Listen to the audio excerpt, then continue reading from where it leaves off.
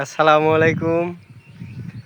আপনারা সবাই কেমন আছেন? আলহামদুলিল্লাহ আমিও ভালো আছি। আপ তো যা হোক, আমি এখন আছি হচ্ছে লক্ষ্মীপুর। এটা হলো লক্ষ্মীপুর, আপনার উপল শহর লক্ষ্মীপুর। তো এইখানে একটা পাইকরের গাছ দেখেন, মাঠের ভিতর কত সুন্দর পাইকরের গাছ। তো আমার কাছে খুব ভালো লাগছে এইখানকার জায়গাটা, খুবই ভালো।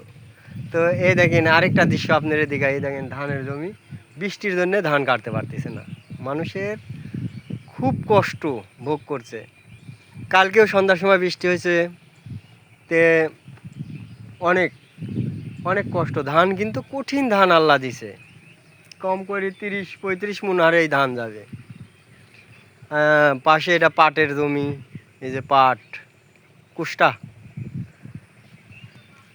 তো আপনারা সবাই ভালো থাকবেন, সুস্থ থাকবেন। আল্লাহ হাফেজ, আসসালামু আলাইকুম।